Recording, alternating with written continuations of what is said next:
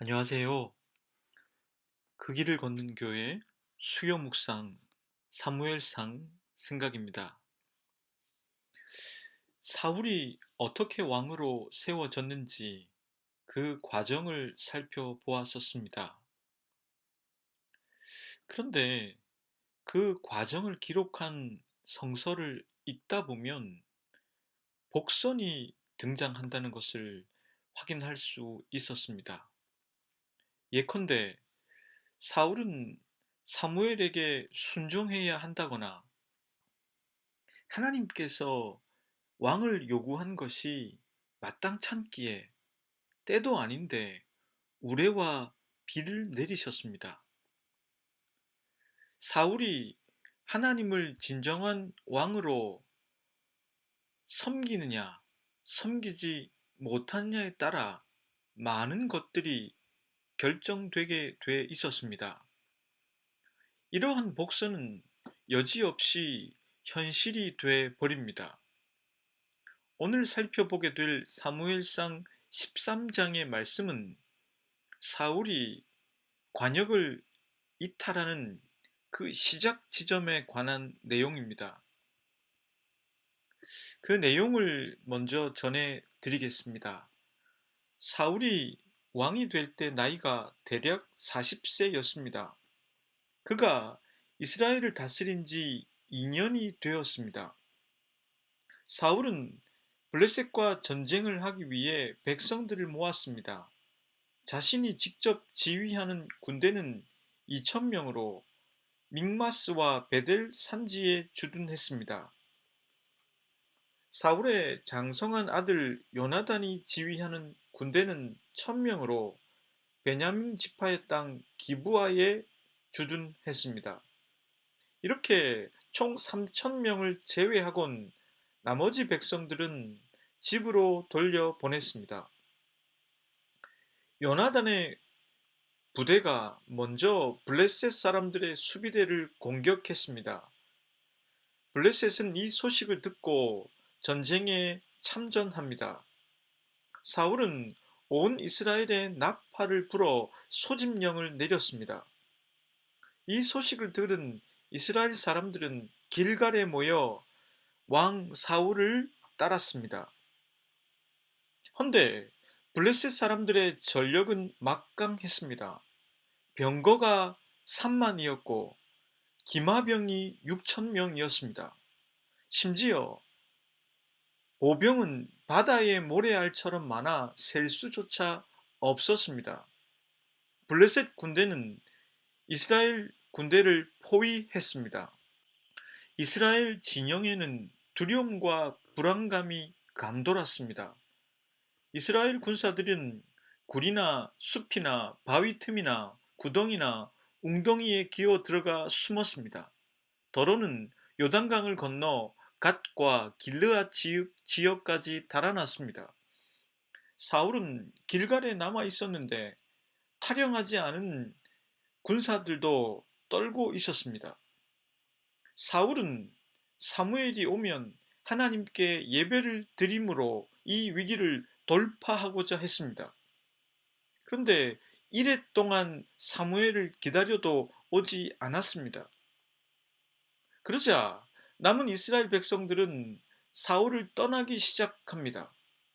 사울은 사람들을 시켜 번제물과 화목제물을 가져오게 해서 자신이 제사장이 되어 번제를 올립니다. 사울이 막 번제를 올리고 나자 사무엘이 도착합니다. 사울이 나가 사무엘에게 인사를 하니 사무엘은 꾸짖으며 다음과 같이 말했습니다. 왕이 어찌 이런 일을 하셨습니까? 이 질문에 대해 사울은 자신이 처했던 상황을 있는 그대로 설명했습니다. 사울의 말을 들은 사무엘은 이렇게 말합니다. 해서는 안 될 일을 하셨습니다. 주 하나님이 명하신 것을 왕이 지키지 않으셨습니다. 명령을 어기지 않으셨더라면 왕과 왕의 자손들이 언제까지나 이스라엘을 다스리도록 주님께서 영원토록 굳게 세워 주셨을 것입니다. 그러나 이제는 왕의 왕조가 더 이상 계속되지 못할 것입니다. 주님께서 왕께 명하신 것을 왕이 지키지 않으셨기 때문에 주님께서는 자신의 마음에 맞는 사람을 찾아서 그를 통해 당신의 백성을 다스릴 지도자로 세우실 것입니다. 이렇게 말하고 사무엘은 기브아로 갔습니다. 사울은 남은 군사의 숫자를 세어보니 600명쯤 되었습니다. 사울과 그의 아들 요나단의 군대는 베냐민 땅 게바에 머물렀고 블레셋 군대는 믹마스에 진을 치고 있었습니다. 블레셋 진영에서는 특공대를 셋으로 나누어 습격을 하기 위해 출동했습니다. 한 부대는 수알 땅 오브라 쪽으로 가고 다른 한 부대는 벳호른 쪽으로 가며 나머지 한 부대는 스보임 골짜기와 멀리 광야가 내려다 보이는 경계선 쪽으로 떠났습니다. 당시에 이스라엘에는 대장장이가 한 명도 없었습니다. 왜냐하면 히브리 사람이 칼이나 창을 만드는 것을 블레셋이 허용하지 않았기 때문입니다. 이스라엘 사람들이 보습이나 곡괭이, 도끼, 낫을 만들려면 블레셋 사는 사람들이 사는 곳으로 내려가야만 했습니다. 그랬기에 이 전쟁이 터졌을 때 이스라엘 군대에는 칼이나 창이 없었습니다. 무기를 가진 사람은 사울과 그의 아들 요나단 뿐이었습니다. 블레셋 군의 전초 부대는 믹마스 어귀에 나와 있었습니다. 이 말씀을 읽고 또 읽으면서 저는 사울의 잘못은 처음인데 사무엘의 말은 너무 성급하고 너무 단호한 게 아닌가 하는 생각을 했습니다. 사무엘은 왜 이렇게까지 했을까 하는 의문이 생겼습니다. 이런 생각을 하면서 오늘의 말씀은 두 가지 입장에서 생각해 보는 것이 좋겠다는 결정을 했습니다. 첫째는 전적으로 사울의 입장에서 바라보는 것입니다. 저는 사울의 입장을 대변해 보고 싶었습니다. 둘째는 전적으로 사무엘의 입장에서 서보는 것입니다. 사무엘은 왜 그렇게 성급하고 단호했는지 그에게 감정이입을 해보고 싶었습니다. 그럼 첫째로 사울의 입장에서 본문을 살펴보겠습니다.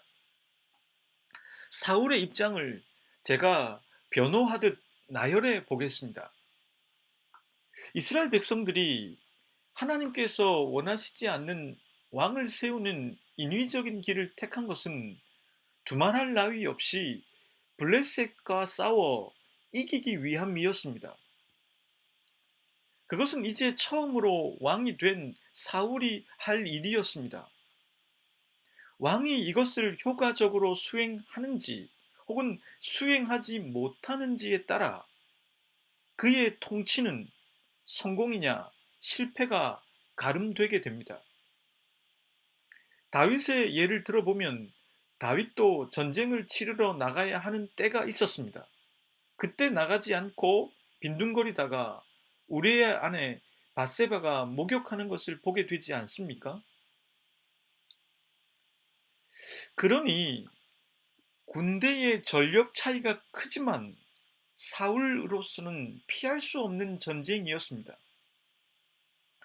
그런데 실제로 전쟁을 시작해보니 그 전력 차이는 생각했던 것보다 컸습니다. 이스라엘 군대의 숫자는 3,000명이었습니다. 블레셋 군대는 병거만 3만이요 마병이 6천 명이었습니다. 거기에 보병은 또 얼마나 많은지 그 수가 해변의 모래와 같아서 셀 수조차 없었습니다. 마치 6.25 전쟁 때 인해 전술로 넘어오던 중공군과 같았을 것입니다. 뿐만 아니라 당시 이스라엘에게는 무기조차 제대로 없었습니다. 농기구조차 만들 수 있는 철공이 없어서 꽹이나 도끼를 만들려면 블레셋 땅에 가야만 했습니다.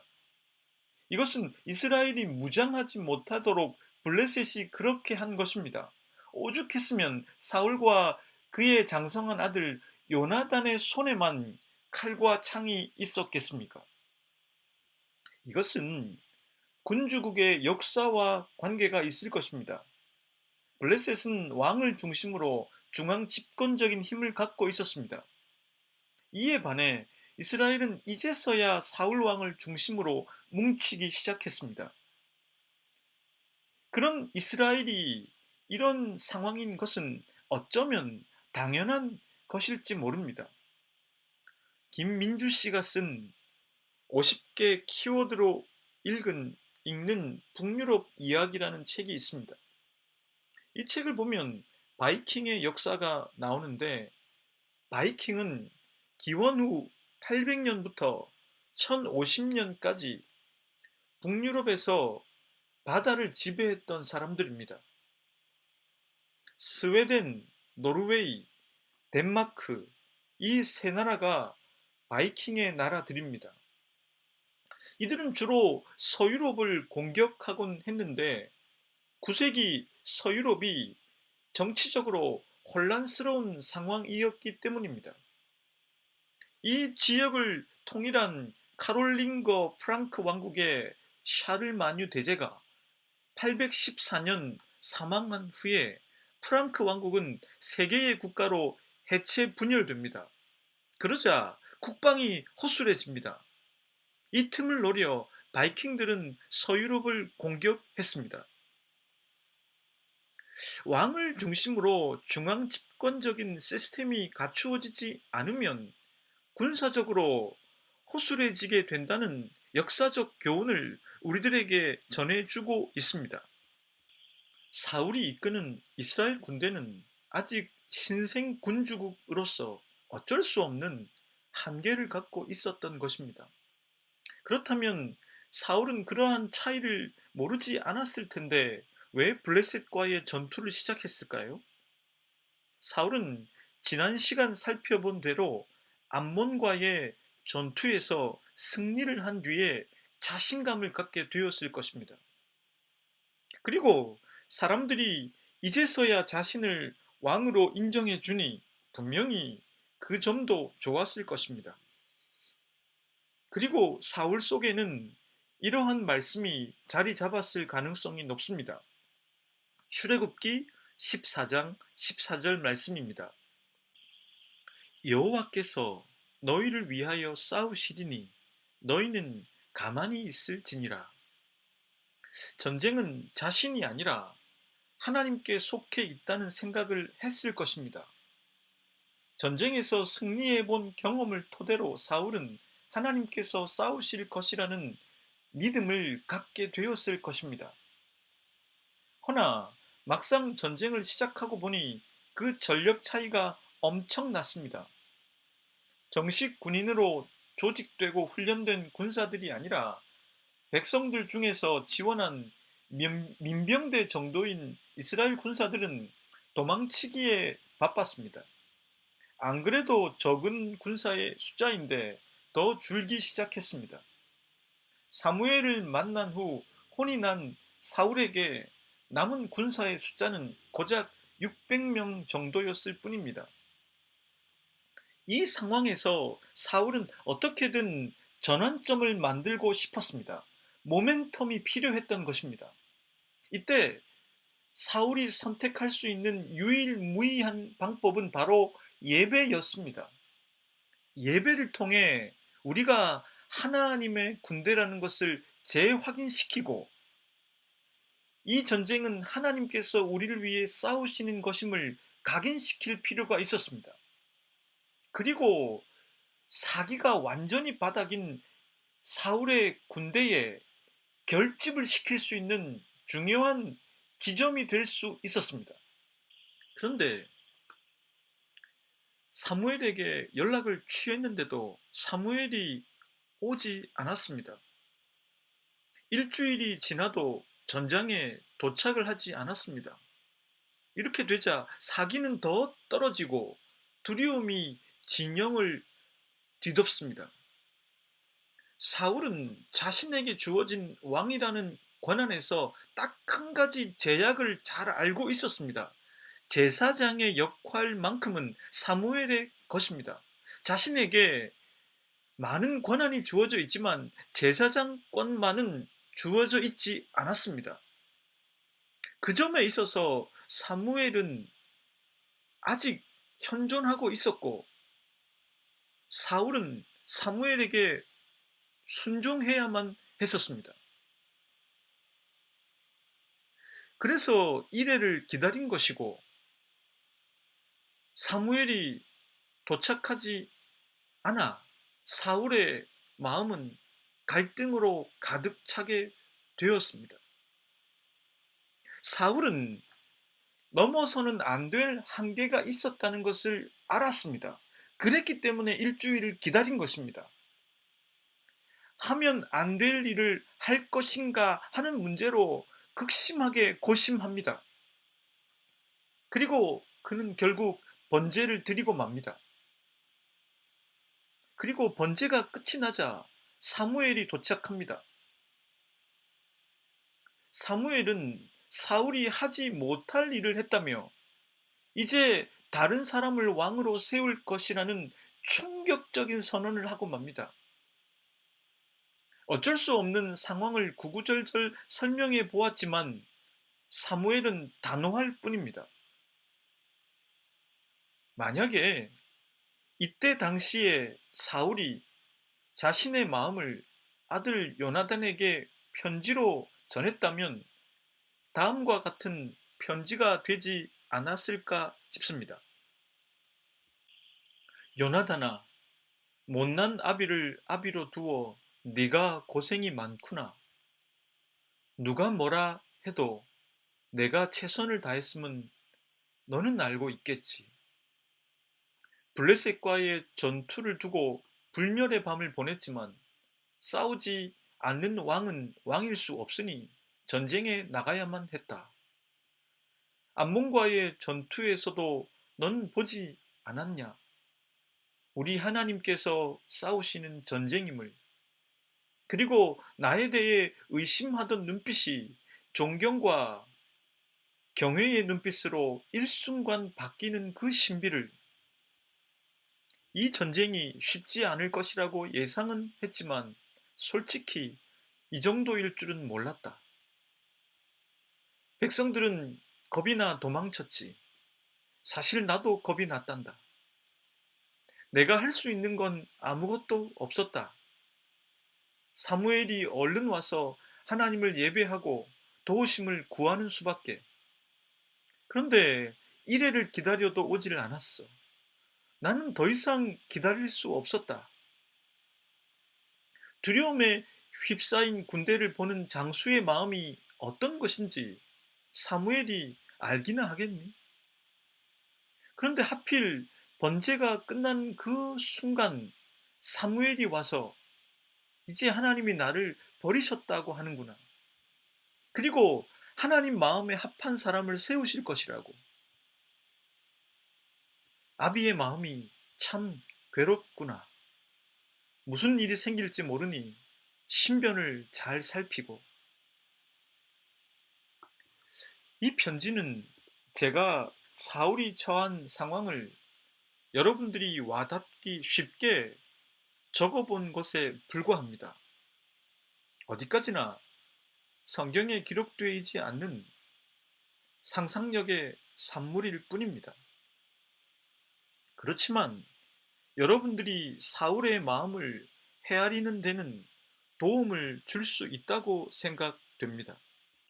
사울은 개인적인 욕심 때문에 사무엘이 오기 전에 번제를 드렸다고 보기에는 어렵습니다. 또한 사울이 제사장권마저도 가로채기 위해서 그와 같은 행동을 했다고 보기에도 어렵습니다. 분명히 사울의 이와 같은 판단은 사익보다는 공익을 먼저 생각한 것일 것입니다. 그런 사울이기에 사무엘의 선언은 분명 인간적으로 억울한 측면이 있을 것입니다. 그래서 이제는 두 번째로 사무엘의 입장에서 이 본문을 바라보지 않을 수가 없습니다. 사무엘은 사울을 왕으로 세우고 사울과 이스라엘을 위해 늘 기도할 수밖에 없었을 것입니다. 그는 퇴임 연설에서 기도를 쉬는 죄를 범하지 않겠다고 공언했었습니다. 그것은 말뿐인 공약이 아니라 행동이 뒤따르는 선언이었을 것입니다. 왜냐하면 강력한 군대와 조직 그리고 무기를 가진 블레셋이 버티고 있는 가운데 이스라엘은 하나님의 방식이 아니라 인위적인 방식인 왕정을 시작했기 때문입니다. 이제 이스라엘의 평화와 안위는 하나님께서 허용한 그 왕이 얼마나 겸손하게 하나님을 잘 섬기느냐에 달려있고 이스라엘 백성들이 그 왕이 도구일 뿐임을 잊지 않고 진정한 왕이신 하나님을 잘 섬기느냐에 달려있기 때문입니다. 그는 지난 시간에 살펴본 퇴임 연설에서 여전히 악을 행하면 이스라엘 백성들과 그들의 왕이 다 멸망하게 될 것이라고 그래서 경고했었습니다. 사무엘은 사울이 풍전등화와 같은 민족의 위기 가운데서도 이스라엘과 사울 자신이 살 길을 분명히 알려주었었습니다. 그것은 이스라엘을 구원으로 인도하고 계신 하나님의 뜻에 따른 것입니다. 사울에게 모든 것이 허락돼 있지만 허락되지 않는 한 가지가 있습니다. 그것은 바로 하나님 앞에서만큼은 겸손해야 한다는 점입니다. 하나님 앞에서만큼은 항복할 줄 아는 사람이 되어야 한다는 것입니다. 그래서 사무엘이 기름을 부은 것이고 사무엘이 사사로서 은퇴했을진 몰라도 사울이 제사장권을 가질 수는 없었습니다. 즉 신적인 영역에 대해서는 왕 위에 사무엘의 권위가 여전히 남아 있었던 것입니다. 이것은 사울에게 있어서 선악과와 같은 것입니다. 그러니 사무엘이 사울에게 성급한 결론을 내리고 왜 단호하게 행동하는지 그것을 이해할 수가 있습니다. 세번역은 사울이 구구절절 왜 그렇게 할 수밖에 없었는지를 변호하자 사무엘이 이렇게 답했다고 기록합니다. 해서는 안 될 일을 하셨습니다. 주 하나님이 명하신 것을 임금님은 지키지 않으셨습니다. 임금님과 임금님의 자손이 언제까지나 이스라엘을 다스리도록 주님께서 영원토록 굳게 세워주셨을 것입니다. 사무엘은 결코 넘어서는 안 되는 선을 사울이 넘었다고 판단한 것입니다. 해서는 안 될 일이 있는데 그걸 했다고 말한 것입니다. 그것은 바로 선악과를 따먹는 행위이며 하나님과 사울 사이의 관계를 깨트리는 것입니다.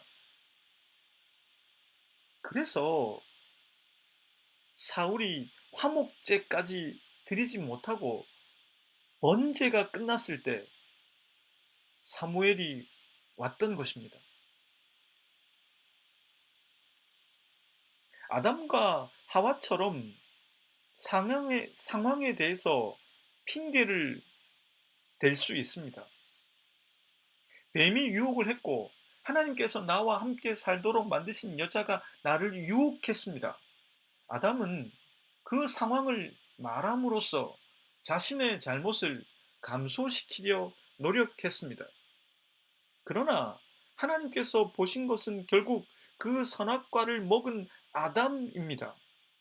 그 말은 상황과 유혹이 있었다고 하더라도 넘지 말아야 할 선을 넘어버린 것은 결국 아담의 선택이었다는 것입니다. 사울도 동일하게 어쩔 수 없는 상황을 말했습니다. 백성들은 도망가고 블레셋은 압박하고 두려움이 전장을 뒤덮었다고. 그런데 당신은 이래가 지나도록 오지 않았다고. 할 수 있는 건 예배밖에 없었다고. 사울은 이 상황을 설명함으로써 자신의 잘못을 그 상황 뒤로 보내고 싶었을 것입니다. 그러나 사무엘은 결국 그 선택은 사울의 것이었다는 점을 보고 있습니다. 작은 죄악 같아 보이지만 큰 죄악인 불순종과 교만의 죄를 저질렀다는 것입니다. 사무엘은 그 어떤 상황이든 넘어서는 안 되는 선이 있다는 것을 잘 알고 있었습니다. 하나님 앞에서 교만하고 불순종하는 것은 패망의 선봉이라는 것을 알려주고 있는 것입니다. 더구나 인위적인 방식으로 시작된 이 왕정의 첫 왕은 자신의 패망으로 끝이 나는 것이 아니라 결국 이스라엘 전체의 패망을 가져오게 될 것이니 이 문제는 그냥 넘어갈 수가 없다는 것입니다.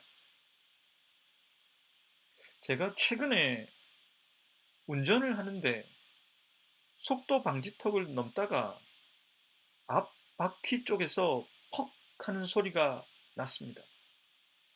가벼운 문제가 아닐까 생각하고 있었는데 그래도 확인 차원에서 평소 다니던 정비소를 찾았습니다.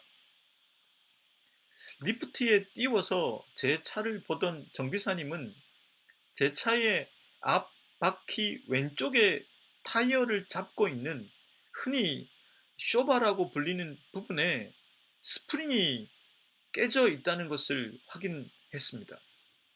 그러면서 그 정비사님이 제게 이렇게 말씀하셨습니다. 운이 좋으십니다. 이 부분에 처음에는 균열이 가는데 이게 노후가 되면 어떤 데는 확 깨져버리고 심하면 운행 중에 타이어가 떨어져 나가는 일이 생길 수도 있습니다. 그러면서 그분은 제 앞 타이어의 오른쪽 쇼바도 보셨습니다. 그 부분을 자세히 살펴보니 다행히 스프링이 깨져 있지는 않았지만 역시 균열은 보였습니다. 그러면서 같은 주행 조건에서 주행을 해오신 차니 오른쪽 쇼바도 곧 깨질 가능성이 높으니 예방 차원에서 둘 다 교환하는 것이 낫지 않겠냐고 말씀해 주셨습니다. 저는 이분이 혹시 과잉 정비를 하시는 것이 아닌가 잠시 의심을 했었지만 작은 균열이 혹 고속도로에서 돌이킬 수 없는 사고로 이어져서는 안 되겠다는 판단을 한 뒤에 양쪽 쇼바와 스프링 그리고 베어링까지 교환하는 정비를 했습니다. 저는 작은 균열이 얼마나 무서운 것인지 잠시 생각해 보게 되었습니다. 작은 균열에서 시작된 것이 시간이 지나면 금이 가고 나중에는 아예 깨져버리게 되고 그러다 돌이킬 수 없는 큰 사고로 이어질 수 있다는 것을 생각해 보았습니다. 사울의 입장에서 본문을 생각해 볼 때에는 번제를 드린 게 뭐가 그렇게 큰 죄인가 하는 생각이 들었습니다. 그저 작은 죄에 불과한 것 같은데 사무엘은 너무 성급하고 단호하게 정죄하고 있는 것이 아닌가 생각했었습니다. 그런데 사무엘의 입장에서 이 이야기를 생각해 보니 사무엘은 중요한 부분에 생긴 작은 균열 같아 보이는 큰 죄가 가져올 대형 사고를 내다보고 있음을 알 수 있습니다. 순종이 제사보다 더 중요합니다. 듣는 것이 순양의 기름보다 더 중요합니다. 큰일이 생기면 인간은 그걸 감당할 수 있는 힘이 부족하다는 것을 절감하게 됩니다. 그래서 평소보다 더 진심으로 기도하게 됩니다. 그 기도의 의미는 제 아무리 큰 일도 하나님보다는 크지 않다는 고백이며 인간으로서 할 수 있는 최선은 하나님 앞에 겸손히 기도하는 것이라는 뜻입니다.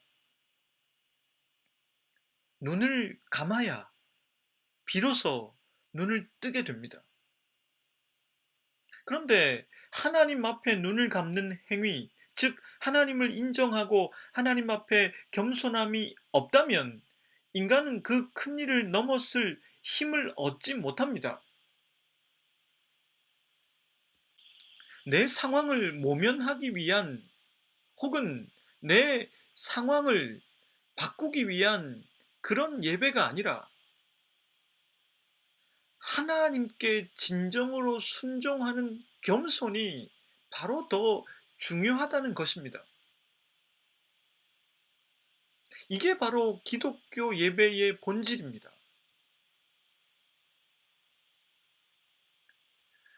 사랑하는 여러분, 사울에게는 제사장권은 허락되지 않았습니다. 아담과 하와에게는 선악과가 허락되지 않았습니다. 이게 여러분들에게도 있습니다. 함께 기도하겠습니다. 하나님, 저희가 하지 말아야 할 일은 하지 않도록 도와주십시오. 넘어서는 안 되는 강은 넘지 않도록 도와주십시오. 당신께 만큼은 겸손해야 살 수 있다는 이 한계를 기쁘게 받아들이게 해 주십시오. 예수 그리스도의 이름으로 기도드립니다.